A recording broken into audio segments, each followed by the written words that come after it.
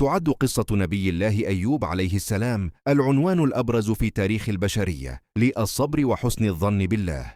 هي قصة ملهمة توضح كيف يمكن للإنسان أن يفقد كل شيء مادي، لكنه يظل غنيا بإيمانه. إليك تفاصيل قصته المذكورة في القرآن الكريم والتراث الإسلامي. 1. حياة النعيم والرخاء. كان أيوب عليه السلام يسكن في بلاد الشام منطقة حوران، وقد أنعم الله عليه بشتى أنواع النعم. المال، كان يملك الأراضي الشاسعة والمواشي الكثيرة والذهب والفضة. الأهل، رزقه الله بذرية صالحة من البنين والبنات. الصحة، كان يتمتع بجسد قوي ومعافى. الرسالة، كان نبيا يدعو الناس إلى عبادة الله الواحد. 2. بداية الابتلاء الكبير. أراد الله أن يجعل من أيوب أسوة للصابرين، فبدأت سلسلة من الابتلاءات المتتالية التي استمرت سنوات طويلة، قيل 18 سنة. فقدان المال، هلكت مواشيه واحترقت زروعه حتى لم يبق له شيء.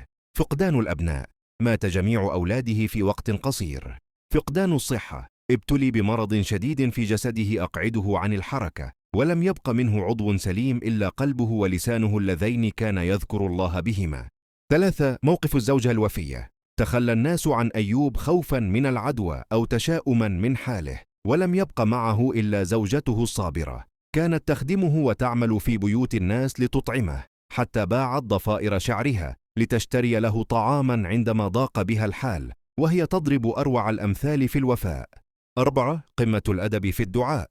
رغم كل هذا الألم لم يتذمر أيوب، وعندما اشتد عليه الحال لم يقل يا رب شفني بصيغة الأمر، بل قال جملته الشهيرة التي خلدها القرآن: أني مسني الضر وأنت أرحم الراحمين. لقد عرض حاله على الله بتواضع، معترفا برحمة الله التي تفوق بلاءه. 5. الفرج واسترداد النعيم. جاء الأمر الإلهي بالشفاء بطريقة إعجازية. الأمر، أمره الله أن يضرب الأرض بقدمه: اركض برجلك هذا مغتسل بارد وشراب. الشفاء، نبعت عين ماء، اغتسل منها فشفي ظاهره، وشرب منها فشفي باطنه، وعاد شابا صحيحا كما كان. العوض، لم يعد إليه ماله وصحته فقط، بل أعاد الله له أهله ومثلهم معهم، وصب عليه الخير صبا.